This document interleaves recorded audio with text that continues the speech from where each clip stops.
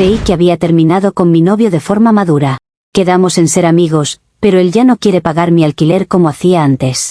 Le pedí que al menos cubra la mitad, pero él dice que ya no somos novios, así que no es su obligación. Pero somos amigos y los amigos se apoyan. Me quedé sin piso de un día para otro y con un casero mirándome como si fuera una delincuente, mientras un abogado hablaba de indicios de falsificación de firma y mi nombre empezaba a sonar junto a la palabra fraude.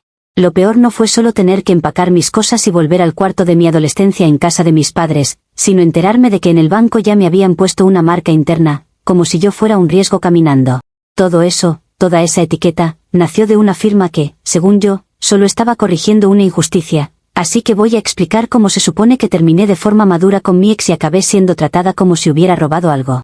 Yo de verdad creí que había terminado con Tomás de la forma más adulta posible.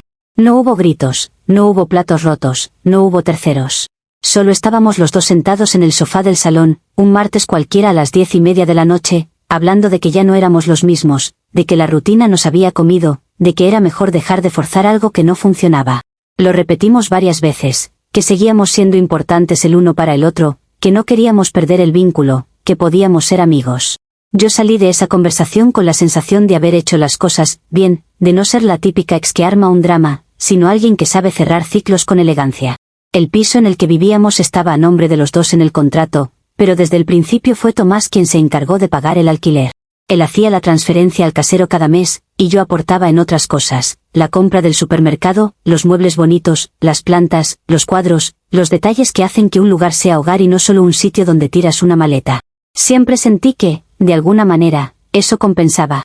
Yo era la que buscaba cojines, velas, alfombras, la que se quedaba horas viendo ideas de decoración para que nuestro salón se viera acogedor. Cuando en la conversación de ruptura salió el tema de quién se quedaba en el piso, yo fui muy clara desde el principio. Le dije que yo no tenía a dónde ir, que ese era mi hogar, que yo lo había hecho acogedor, que mis cosas estaban ahí, que toda mi vida estaba montada en esas 4 paredes. Él, en cambio, podía irse con un amigo, con sus padres, tenía más opciones. Le sonaba más fácil empezar de cero en otro lado que para mí desmontar todo lo que había construido. Vi que dudó, que no le hacía gracia la idea de irse él, pero al final terminó diciendo que sí, que me lo quedara yo. En ese momento, para mí, era lo normal. Y entonces añadí lo que me parecía una consecuencia lógica, que como amigo seguiría ayudando con el alquiler por lo menos un tiempo, o al menos con la mitad, hasta que yo pudiera organizarme mejor. La primera fricción real vino al mes siguiente, cuando tocó pagar el alquiler y la transferencia no se hizo. Le escribí para recordárselo y su respuesta fue un mensaje seco, que a partir de ahora no iba a seguir pagando el piso, que cada uno tenía que hacerse cargo de su vida y sus gastos, que eso formaba parte de la ruptura. Me pareció durísimo, casi cruel. Le mandé audios enteros diciéndole que él ganaba bastante más que yo no estaba en posición de asumir sola el alquiler en ese momento, que no era cuestión de aprovecharme, sino de apoyarnos como amigos. Él me contestó que justamente porque ya no éramos pareja no tenía sentido que siguiera pagando un piso donde ya no vivía. Además, me dijo que el contrato se renovaba en unos meses y que su intención era hablar con el casero para salir del contrato, para no seguir vinculado a un lugar que ya no formaba parte de su vida. Eso fue lo que a mí me pareció una verdadera traición. No solo me dejaba sola con el alquiler, sino que encima quería borrar su nombre del papel como si nunca hubiera formado parte de ese hogar. Empecé a repetirme mentalmente que eso no era justo, que moralmente él seguía estando ligado a ese piso porque ahí habíamos construido una vida juntos, que no podía desentenderse tan fácil solo porque había cambiado de estado civil. Mientras todo esto pasaba, yo hacía números y no me cuadraban por ningún lado. Con mi sueldo, asumir sola el alquiler significaba renunciar a cualquier margen de libertad, 0 salidas, 0 extras, 0 margen para imprevistos. Bajarme a un cuarto cualquiera en otro sitio no me entraba en la cabeza, sentía que, después de haber invertido tanto tiempo y energía en ese piso, era lógico que yo me quedara en él y que, al menos un tiempo, Tomás asumiera parte de la responsabilidad económica. Al fin y al cabo, no era como si yo me hubiese mudado a su casa sin aportar nada, todo lo que hacía que ese lugar fuera bonito había salido de mí. En mi mente, eso pesaba también. Cuando se acercó la fecha de la renovación anual, don Ernesto, el casero, me escribió por WhatsApp. Fue el típico mensaje cordial, que tocaba renovar el contrato, que necesitaba que Tomás y yo firmáramos el nuevo documento, en su defecto, que alguno de los dos saliera oficialmente del contrato si ya no vivíamos juntos. Ese mensaje, más que un trámite, me sonó a alarma. Imaginé el escenario en el que Tomás firmaba para salir y su nombre desaparecía del papel. En ese momento, él quedaba completamente libre, sin rastro de obligación, ni moral ni legal, y yo me veía sola frente al casero, sola frente a cualquier problema, sin tener cómo presionarlo después. Lo comenté con una amiga, buscando que alguien reafirmara mi postura. Ella me dijo algo muy simple, que le dijera que firmara y que no fuera egoísta, que era lo mínimo después de tantos años juntos. Pero yo ya sabía cuál iba a ser su respuesta, porque llevaba semanas esquivando cualquier comentario sobre el tema. Ni siquiera respondía cuando yo soltaba indirectas del tipo, cuando vayamos a firmar la renovación, hablamos bien, ¿sí? Había dejado clarísimo que quería cortar también ese lazo. Fue ahí donde la idea apareció por primera vez, como un pensamiento fugaz que al principio asusta y que luego uno empieza a domesticar. Pensé que, si él no quería firmar, yo podía hacerlo por los dos. Me dije que, total, era su obligación moral seguir figurando ahí, que no estaba haciendo nada malo, solo alineando el papel con lo que debería ser, no con lo que él decidía desde su comodidad. Empecé a darle vueltas a esa lógica, no lo veía como falsificación, lo veía como justicia. Si la ley iba más lenta que el sentido común, yo solo la estaba ayudando un poco. Cuando don Ernesto vino al piso con el contrato impreso, se sentó en la mesa de la cocina, repasó las cláusulas de siempre, me explicó que solo había cambios mínimos por el ajuste del alquiler y luego me pasó el bolígrafo. Firmé mi parte sin dudar, donde ponía inquilino 1, Laura. Después él dijo que luego pasaría por la firma de Tomás o que yo se le hiciera llegar, como habíamos hecho la primera vez cuando aún vivíamos juntos y él no podía pasar por el piso. Dejó el documento sobre la mesa, se despidió y se fue. Esa noche, me quedé sola con el contrato delante. Vi las dos líneas de firmas, la mía ya hecha y la de Tomás en blanco, esperando. Me quedé un rato mirando su nombre, imaginando cómo habría respondido si de verdad le hubiera pedido otra vez que firmara. Y volví a la misma conclusión, iba a negarse, porque para él era muy fácil borrarse de la ecuación y dejarme el problema a mí. Recordaba perfectamente su firma. La había visto en el contrato antiguo, en paquetes que llegaban al piso, en algún que otro documento. Trazos rápidos, inclinados, con una curva muy marcada en la primera letra. Cogí el bolígrafo, dudé, volví a dejarlo sobre la mesa. Caminé un rato por el salón, como si eso fuera a cambiar algo. Al final, volví a sentarme, respiré hondo y tracé su nombre tal y como lo tenía en la cabeza. Me tembló un poco la mano al final, pero quedó muy parecido. Mientras lo hacía, me repetía lo que ya había decidido creer, que no estaba suplantando a nadie, que estaba firmando por él algo que le correspondía de todas formas. Cuando acabé, sentí una mezcla rara de tensión y alivio. Miré el contrato y ya no veía un hueco vacío, sino las dos firmas donde tenían que estar. Era como haber ganado una batalla silenciosa. Me dije que ahora, si él quería hacerse el desentendido y salir corriendo, habría un papel que lo frenaría, un documento que le recordaría que seguía vinculado a ese piso. No pensé en palabras grandes como delito, ni en leyes, ni en protocolos. Pensé en mis cosas, en mis muebles, en la idea de tener que desarmar mi vida porque él decidía soltarse justo donde más me dolía.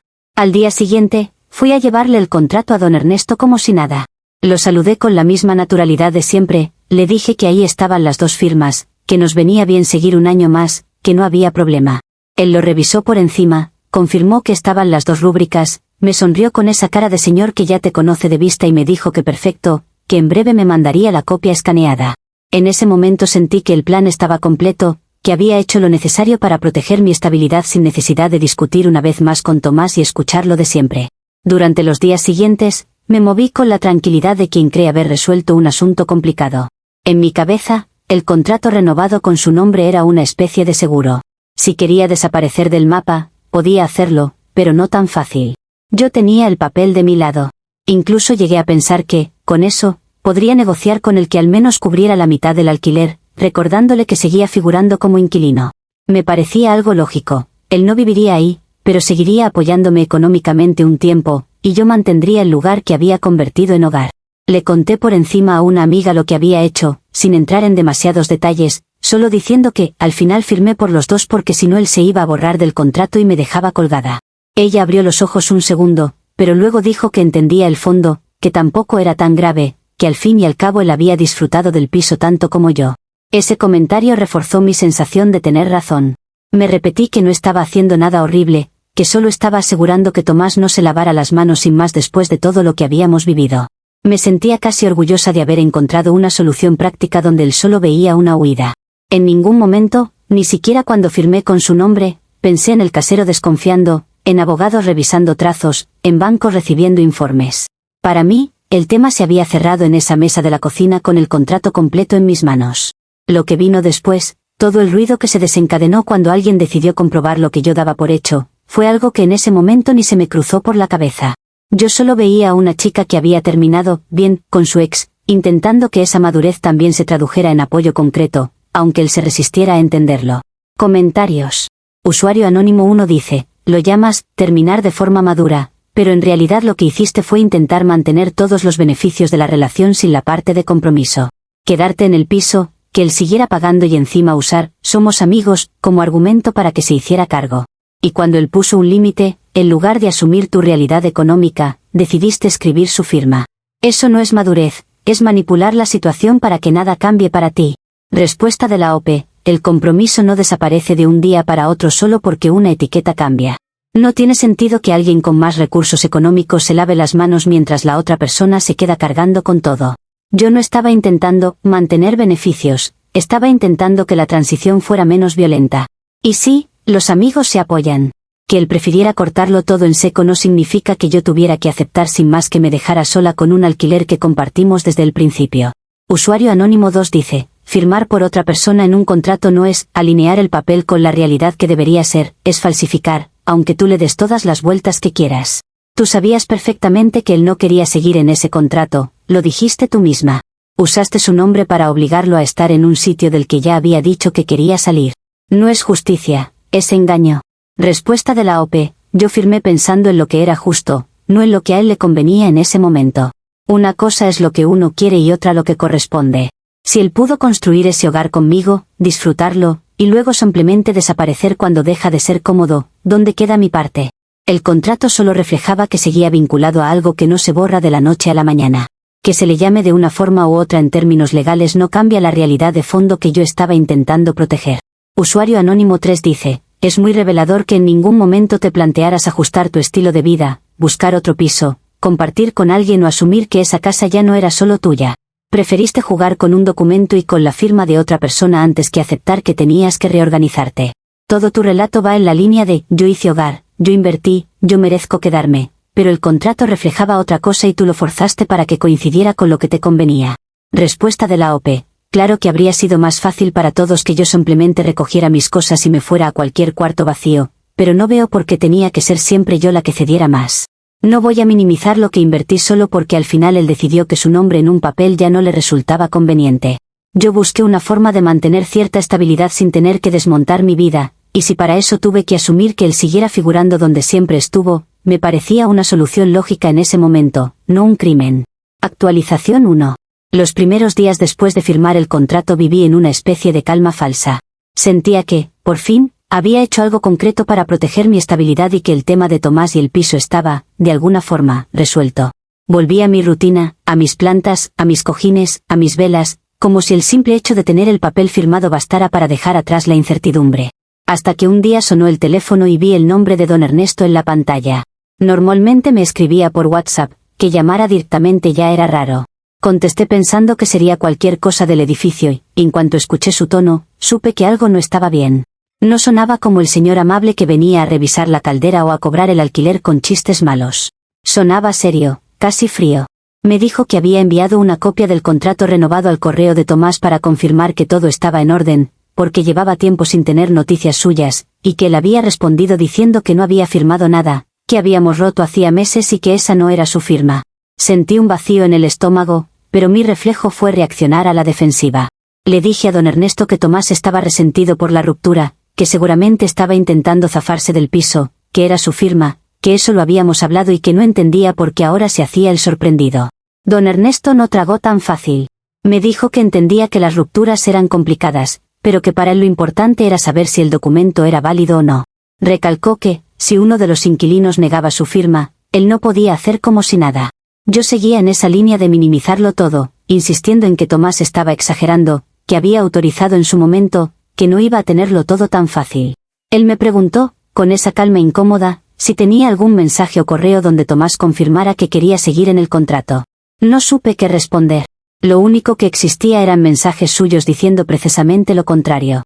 Quedamos en vernos en persona para hablarlo con calma. Cuando vino al piso ya no se fijó en las plantas ni en los cuadros, solo dejó el contrato sobre la mesa y señaló la firma de Tomás. Dijo que la había comparado con la del contrato antiguo y que, aunque se parecían, había detalles que no terminaban de encajar. Yo solté la típica frase de que las firmas nunca salen igual, que depende del bolígrafo, del día, de la prisa.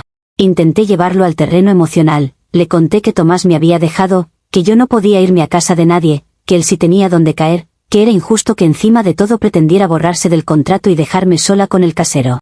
Pero don Ernesto ya no estaba en modo padre comprensivo, estaba en modo propietario que no quiere problemas. Me dijo que entendía mi situación personal, pero que una cosa eran las emociones y otra los papeles. Que si Tomás decía que no había firmado, él no podía mirar para otro lado, porque luego el que se quedaba atrapado en un lío era él. Me habló de posibles problemas si la cosa llegaba más lejos, de reclamaciones, de que no quería verse metido en nada raro. Yo seguía repitiendo que todo era un malentendido, que Tomás estaba haciéndose la víctima, que solo quería librarse de su parte. Después de colgar con don Ernesto, le escribí a Tomás con rabia. Le dije que no entendía por qué le decía al casero que no había firmado, que sabía perfectamente que ese piso también era su responsabilidad, que me parecía una bajeza intentar soltar todo de esa manera. Él tardó en contestar, y cuando lo hizo fue con un mensaje corto diciendo que no volviera a usar su nombre ni su firma para nada, que ya lo había dejado claro. No entró en discusión, no dio espacio a matices.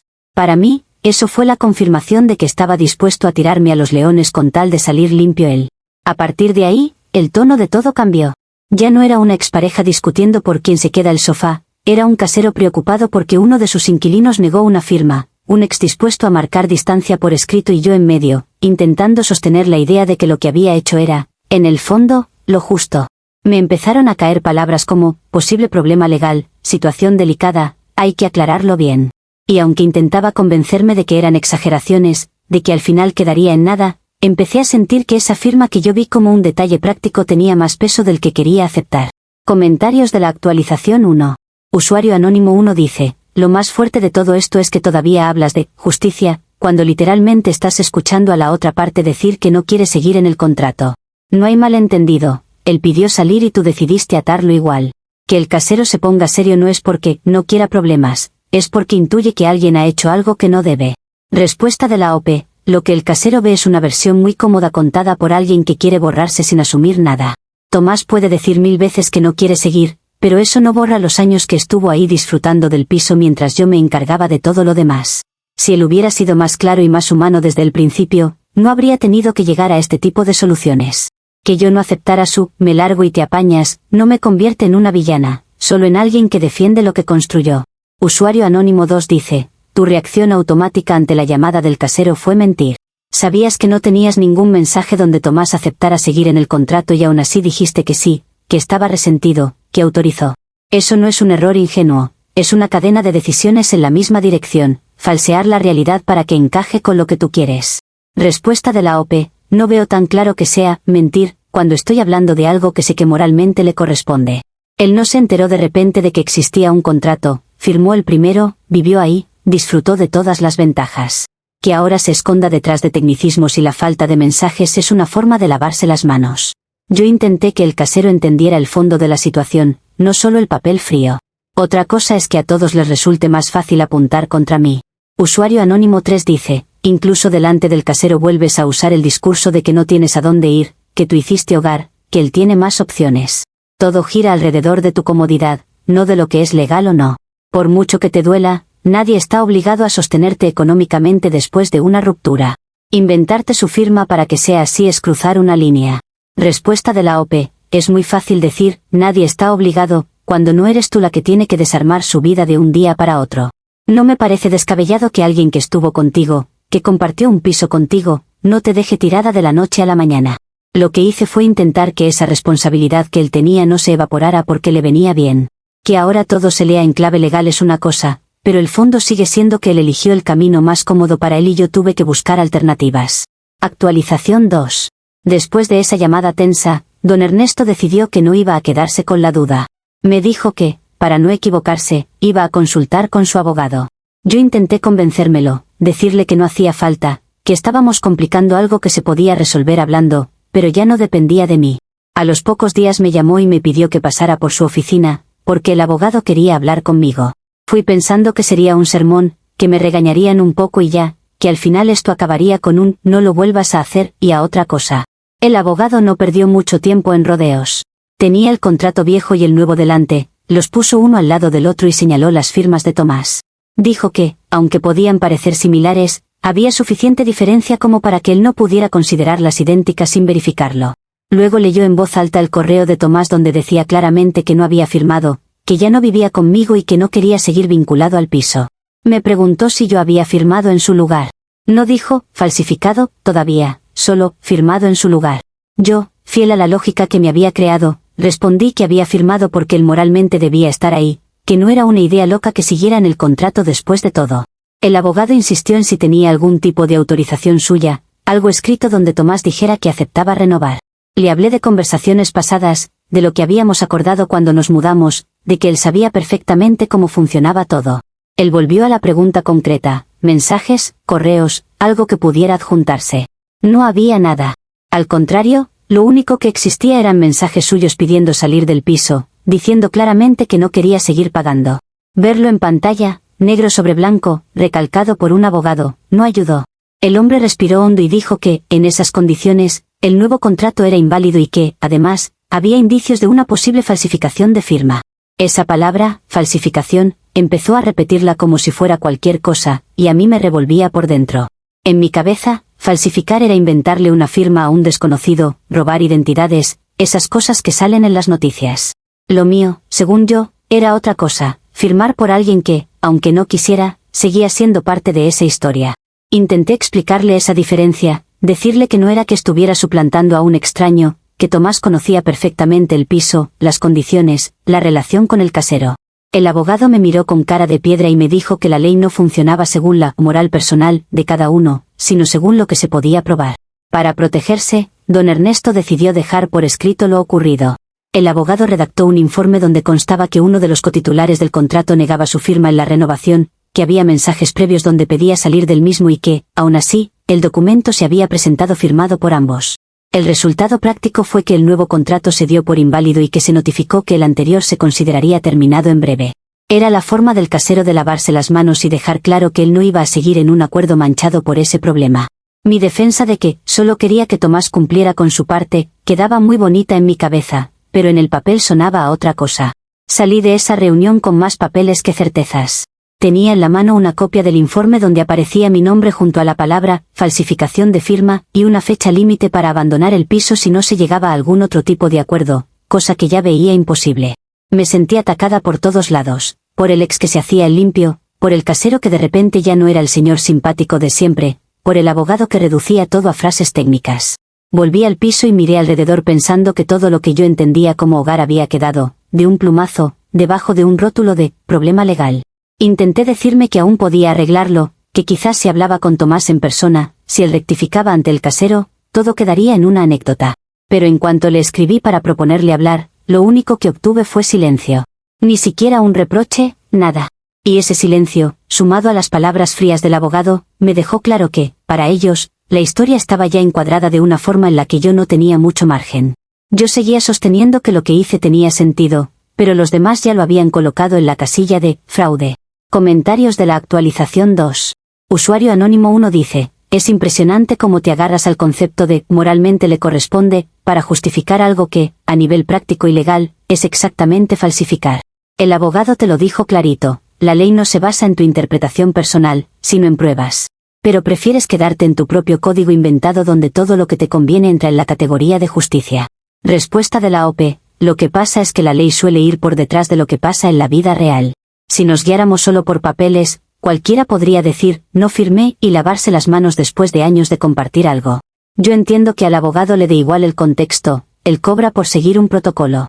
Pero eso no borra el fondo. Tomás estaba intentando desaparecer de un compromiso que existió, y si yo no hubiera hecho nada, la única perjudicada habría sido yo.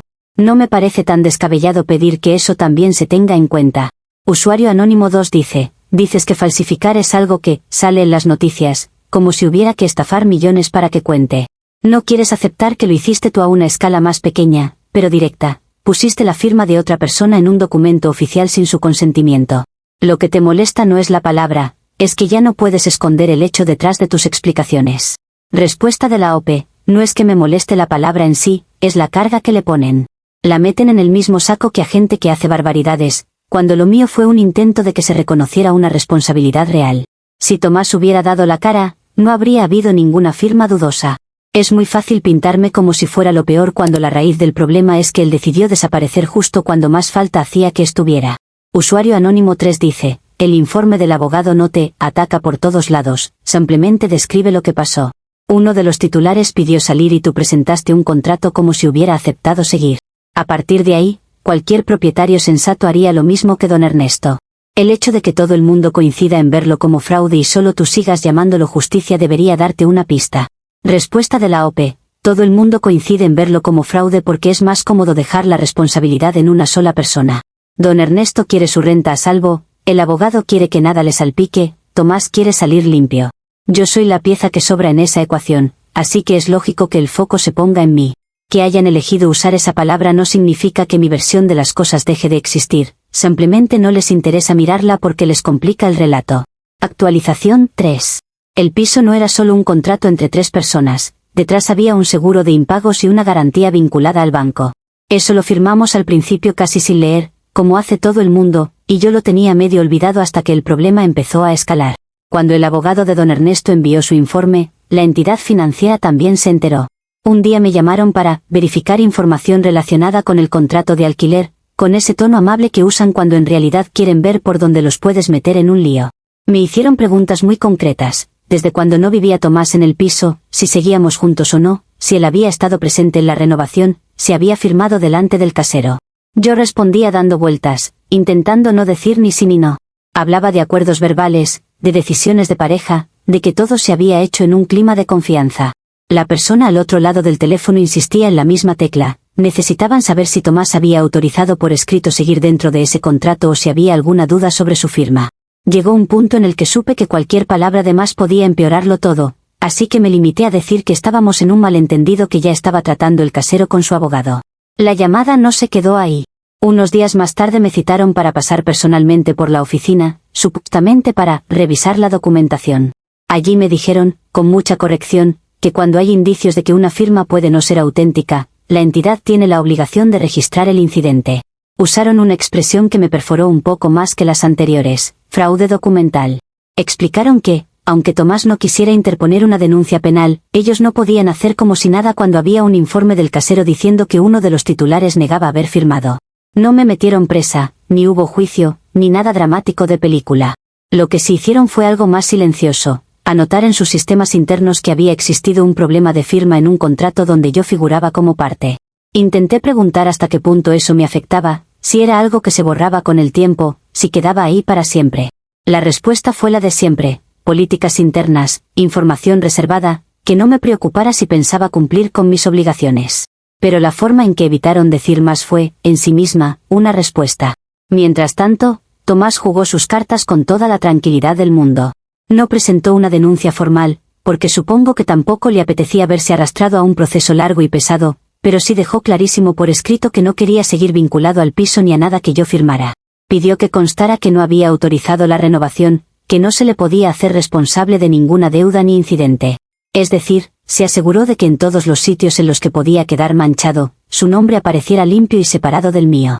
Desde mi perspectiva, fue otra muestra más de esa comodidad suya. No quiso llevarlo al extremo de denunciarme, porque eso también le habría supuesto desgaste, pero sí se aseguró de que, si alguien quedaba marcada, fuera yo. Yo veía como mi nombre empezaba a asociarse a palabras como incidencia, alerta, fraude documental, mientras el suyo quedaba impecable en todos los papeles. Y por mucho que me dijeran que todo era un protocolo, que no era personal, era obvio que a la hora de repartir consecuencias, él salía intacto y yo me quedaba con el peso. Comentarios de la actualización 3. Usuario Anónimo 1 dice, ¿te parece que Tomás jugó sus cartas, cuando en realidad lo único que hizo fue protegerse de algo que tú causaste? Que conste que él no firmó es lo mínimo después de que intentaras usar su nombre. No es comodidad, es sentido común. Si tú fueras él, estarías haciendo exactamente lo mismo, y seguramente diciendo que te defiendes de un fraude. Respuesta de la OP, es muy probable que, si estuviera en su lugar, también quisiera protegerme, no lo niego. Lo que me molesta es que se borre todo el contexto y que solo se mire el último movimiento. Él no es un desconocido al que yo cogí al azar para meter en un contrato, estuvo ahí, vivió conmigo, se benefició del mismo acuerdo. Ahora quiere quedar como si nunca hubiera tenido nada que ver, y claro, desde fuera todo el mundo le compra la versión limpia y ordenada. Yo soy la que se queda con el estigma de por vida por una decisión que, sí, tomé yo, pero que no surgió de la nada. Usuario Anónimo 2 dice, que el banco registre fraude documental no es una anécdota, es una señal de que cruzaste un límite serio. No necesitas ir a juicio para que eso tenga consecuencias. Te lo dijeron claramente y aún así sigues hablando como si fuera un pequeño malentendido ampliado por protocolos fríos. No es el sistema contra ti, es el sistema reaccionando a algo objetivo. Respuesta de la OP. Claro que no es una anécdota, ya veo que para ellos no lo es. Pero tampoco es que yo hubiera montado una estafa gigantesca. Fue una firma en un contexto concreto que ahora se juzga con la misma vara que cosas mucho más graves. Lo que hace el sistema es meter en la misma cajita situaciones muy distintas, y al final a mí me tratan igual que a cualquiera que se haya actuado con mala fe desde el principio. Esa falta de matiz es lo que me parece injusto. Usuario Anónimo 3 dice, hablas de repartir consecuencias, como si esto fuera un juego de puntos. El que decidió tocar una firma que no era suya fuiste tú. Que Tomás salga limpio no es un premio, es lo lógico, él fue el perjudicado directo por esa firma. El estigma te lo ganaste tú sola, por mucho que intentes equilibrarlo con lo que vivieron antes. Respuesta de la OP, no voy a negar que fui yo quien tomó la decisión de firmar, pero también creo que es muy cómodo cargar toda la culpa en la última acción sin mirar lo que la provocó. Tomás salió limpio porque se desentendió a tiempo, no porque haya sido un modelo de responsabilidad. Yo quedé marcada porque fui la que se quedó dando la cara en el piso, intentando sostener algo que él abandonó en cuanto le pesó. Si eso no cuenta para nada en el balance, entonces sí, solo se ve un gesto aislado que por supuesto me deja como la única culpable. Actualización 4. La consecuencia más inmediata del informe del abogado y de las comunicaciones con el banco fue el desalojo. Me llegó una notificación formal donde se indicaba que, dado que el nuevo contrato se consideraba inválido y el anterior estaba próximo a su vencimiento, debía abandonar el piso en un plazo relativamente corto. No había opción de renegociar sola en ese momento porque don Ernesto, después de todo el lío, ya no quería seguir teniendo nada que ver conmigo como inquilina principal. Me dijo que lo sentía, que yo siempre había sido correcta hasta entonces, pero que no iba a arriesgarse con alguien que firma por otros. Empaquetar mis cosas fue una especie de humillación silenciosa. Cada planta, cada cuadro, cada cojín que yo usaba como bandera de «este es mi hogar», terminaba en una caja de cartón. Volver a casa de mis padres, al cuarto donde dormía de adolescente, no estaba en ninguno de mis planes. Pasé de tener un salón decorado a mi gusto, un espacio propio, a compartir pasillo y horarios con gente que ya creía superada esa etapa. Y todo eso mientras por encima seguía flotando la sensación de que, a ojos de otros, no era una chica que había tenido mala suerte, sino alguien que había hecho algo raro con un contrato. Mientras yo hacía malabares con cajas y explicaciones a mi familia, Tomás recibía sus papeles perfectamente ordenados. Le llegó la constancia de que se le desvinculaba del piso, de que no se le consideraba responsable de ningún impago, y de que constaba que se había opuesto a la firma del nuevo contrato desde el principio. Su abogado le explicó, de la forma más técnica posible, que ese informe donde se mencionaba la falsificación de su firma podía servirle en el futuro si se sentía acosado o amenazado por mí. Era, en resumen, una base sólida para pedir una orden de alejamiento si alguna vez lo consideraba necesario. No llegó a ese extremo, al menos no en ese momento, pero el mensaje era clarísimo. Cualquier paso en falso mío hacia él podía tener consecuencias legales. Era como tener una pistola apuntándome a distancia, cargada con esa firma que yo tracé en la mesa de la cocina. Si le escribía demasiado, podía usarlo. Si me plantaba en su trabajo, podía usarlo. Incluso si intentaba hablar con él en persona y él decidía que se sentía invadido, podía usarlo. Yo, que siempre había pensado que lo nuestro estaba basado en cariño y confianza, me veía de repente convertida en un potencial problema al que había que mantener lejos por precaución. Intenté hablar con él una vez más, no negarlo, con un mensaje largo donde mezclaba reproches y nostalgia. Le dije que no entendía cómo había permitido que las cosas llegaran hasta ahí, que yo nunca hubiera dejado que a él lo dejaran en esa posición, que al menos podía reconocer que no lo hice por maldad. Su respuesta fue tan breve como contundente, que respetara los límites, que no quería más contacto, que cualquier cosa relacionada con el piso ya estaba en manos de abogados y que, por mi propio bien, dejara el tema ahí. Era la forma educada de decir que, si seguía insistiendo, ese papel del que tanto renegaba se iba a convertir en algo aún más serio. A corto plazo, me quedé sin piso y sin amigo. Tomás salió del asunto con los papeles limpios, el casero protegido por su informe y el banco tranquilo con su alerta interna. Yo fui la que terminó volviendo al cuarto de la casa de sus padres, con la etiqueta de haber falsificado una firma, por amistad, pegada a la frente, aunque nadie la dijera en voz alta. Lo más irónico es que, en mi cabeza, todo empezó porque intentaba que esa famosa ruptura madura no me dejara descolgada, que él siguiera apoyándome como decía que haría cuando nos sentamos en el sofá a hablar de seguir siendo importantes el uno para el otro. En ese momento todavía pensaba que lo peor era haber perdido el piso y la sensación de autonomía. Que, una vez pasado el trago de las cajas y el regreso a casa de mis padres, las cosas se estabilizarían y el resto del mundo se olvidaría. No tenía ni idea de que el verdadero castigo no iba a ser ese desalojo puntual, sino algo mucho más sutil y persistente, estar marcada en sistemas que no ves, que no te explican, pero que deciden por ti cada vez que intentas levantar la cabeza. Comentarios de la actualización 4. Usuario anónimo 1 dice, lo que cuentas de la posible orden de alejamiento no es una pistola apuntándote, es una herramienta para que alguien pueda protegerse de ti si cruzas otra línea. Tú misma reconoces que insististe, que intentaste contactar, que mezclaste reproches con nostalgia. Con todo lo que había pasado, lo lógico era que él quisiera distancia, no que jugara a la reconciliación. Respuesta de la OP, la distancia puede pedirse de muchas formas, no solo dejando el arma cargada encima de la mesa por si acaso. Yo necesité entender, cerrar, hablar, y él se limitó a parapetarse detrás de abogados y papeles. No niego que haya tenido motivos para querer espacio, pero convertir toda posibilidad de contacto en una amenaza potencial me parece extremo. Al final, lo que se siente es que cualquier gesto que haga va a usarse en mi contra, y eso tampoco es normal. Usuario anónimo 2 dice, hablas de empaquetar cojines como si fueras una víctima del sistema, pero el motivo real del desalojo fue que el casero ya no podía confiar en ti. No fue porque seas mujer, ni porque ganes menos, ni porque la vida sea injusta, fue porque tocaste un documento que no te pertenecía. El hogar lo perdiste cuando decidiste jugar con la firma, no cuando Tomás decidió irse. Respuesta de la OP, el casero dejó de confiar en mí en cuanto tuvo que elegir entre complicarse o cortar por lo sano, eso lo tengo claro. Pero si miras todo como si todo empezara en la firma, es muy fácil decir que jugaba con documentos. El hogar se empezó a perder cuando Tomás decidió que su responsabilidad acababa en el mismo segundo en que dejaba de vivir aquí. Yo intenté sostener lo que pude con las herramientas que tenía y, sí, una de ellas fue esa firma. Si él hubiera tenido un mínimo de flexibilidad, probablemente nunca se habría llegado a ese punto. Usuario anónimo 3 dice, sigues usando expresiones como falsificar por amistad para minimizar lo que hiciste. No existe esa categoría. O falsificas o no. Que lo hicieras creyendo que defendías un vínculo no cambia que Tomás tuvo que blindarse legalmente contigo porque dejaste claro que estabas dispuesta a pasar por encima de su voluntad si te convenía.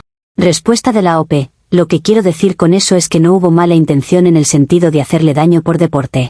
No me levanté un día pensando en cómo arruinarle la vida, al contrario, creía que él debía estar ahí, que lo justo era que siguiera implicado.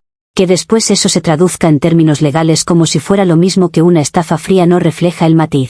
Entiendo que él se proteja, pero también creo que la situación se ha contado siempre desde un ángulo que solo me deja a mí como la que pasa por encima, y a él como un pobre afectado sin agencia. Actualización 5. Con el tiempo, el desalojo dejó de ser el centro del problema y se convirtió en un recuerdo incómodo más, como una cicatriz. Lo que se quedó fue algo más silencioso, la marca invisible en los sistemas del banco. Al principio no me di cuenta. Volví a trabajar, ahorré un poco, intenté rehacer mi vida desde el cuarto de la casa de mis padres. Al cabo de un par de años, cuando ya tenía algo de estabilidad y ganas de volver a tener un espacio propio, pedí una tarjeta de crédito con un límite un poco más alto, para poder amueblar un nuevo lugar y organizarme. La respuesta fue un correo escueto, solicitud denegada por políticas de riesgo de la entidad. Me sorprendió, porque mis ingresos eran estables, no tenía deudas impagas, mi historial de pagos era correcto. Llamé para preguntar y la persona que me atendió fue evasiva. Dijo que eran algoritmos internos, que no podía darme más información, que probara más adelante. Lo dejé pasar. Meses después, una amiga me pidió si podía ser garante para el alquiler de un piso al que ella quería mudarse. Era algo sencillo, nada que yo no pudiera asumir si pasaba algo. Presentamos los papeles y, otra vez, la respuesta fue no, sin muchas explicaciones. Esta vez insistí. Pedí hablar con alguien de la oficina, no con un call center. Me dieron una cita y me senté frente a un empleado que miraba la pantalla mientras yo hablaba. Le expliqué que nunca había dejado una deuda, que tenía un trabajo estable, que no entendía el motivo de la negativa. Él dudó un poco, como si no supiera qué decirme, hasta que soltó una frase muy medida, que en mi expediente aparecía una alerta interna relacionada con un incidente anterior de documentación en un contrato de alquiler, y que por política de la entidad eso condicionaba ciertas operaciones. No dijo la palabra, pero no hacía falta. Yo la recordaba perfectamente, fraude documental. Salí de ahí con una mezcla de rabia e impotencia. No era solo que me hubieran echado del piso en su momento, es que ahora cada vez que intentaba dar un paso hacia adelante me encontraba con una puerta cerrada por algo que ni siquiera se ve a simple vista. No estaba en ningún papel público, no era un antecedente penal, pero estaba ahí, en una base de datos a la que yo no tengo acceso, decidiendo si soy confiable o no, y todo se remontaba a aquella noche en la que, según yo, solo había arreglado una firma para que alguien cumpliera con lo que debía.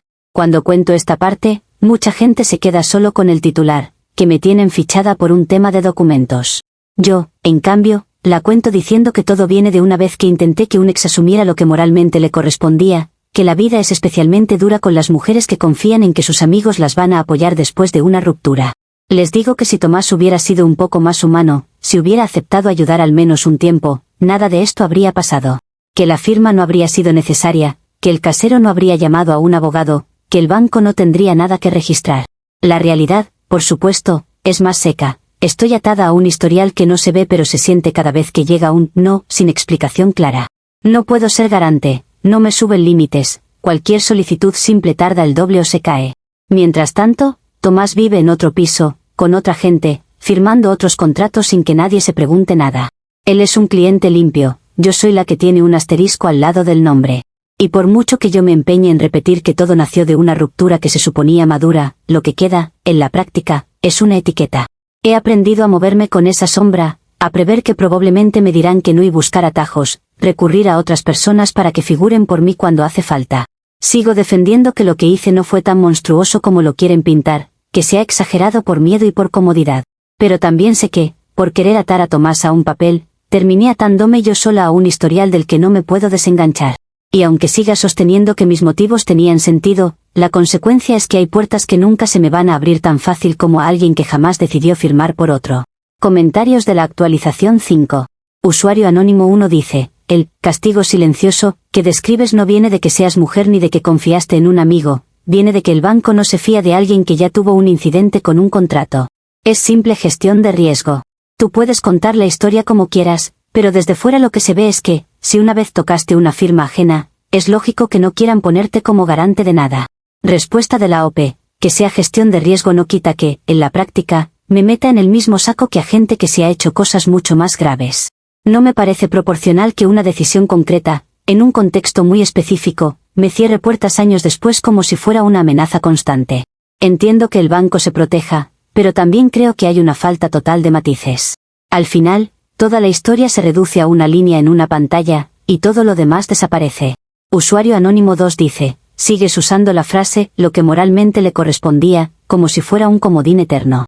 Moralmente, lo mínimo que te correspondía a ti era respetar la voluntad de la otra persona de no figurar en un contrato.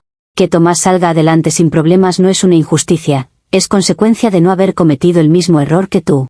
Respuesta de la OP, para mí, moralmente, también cuenta no dejar tirada a la persona con la que compartiste una vida. Él pudo haber buscado una solución intermedia, ayudar un tiempo, hablar con el casero conmigo, lo que fuera. En lugar de eso, eligió el camino rápido de desaparecer y dar por cerrado todo. Yo no digo que yo no haya cometido un error, digo que se mira solo el mío y no todo lo que él decidió no hacer. Si eso no entra en la ecuación, es normal que el relato parezca tan simple. Usuario anónimo 3 dice, dices que lo que queda es una etiqueta, pero en realidad lo que queda es la consecuencia de tus actos. Esa etiqueta no apareció sola ni por azar, se la ganaste tú trazando una firma que no era tuya. Mientras sigas viendo todo como una gran injusticia desproporcionada en lugar de como el precio real de tus decisiones, es difícil creer que no volverías a hacer algo parecido si la situación te presionara. Respuesta de la OP, no voy a negar que la etiqueta tiene origen en una decisión mía, eso está claro. Lo que discuto es que el precio sea tan largo y tan poco flexible. Puedo entender que durante un tiempo se mire con lupa, pero que años después siga pesando igual me parece excesivo. Y no es que esté deseando repetir la jugada, pero tampoco voy a pasarme la vida entera flagelándome por algo que ya tuvo más consecuencias de las que nadie habría imaginado en ese momento. Para mí, seguir adelante también implica no quedarme congelada en el peor día de mi vida administrativa.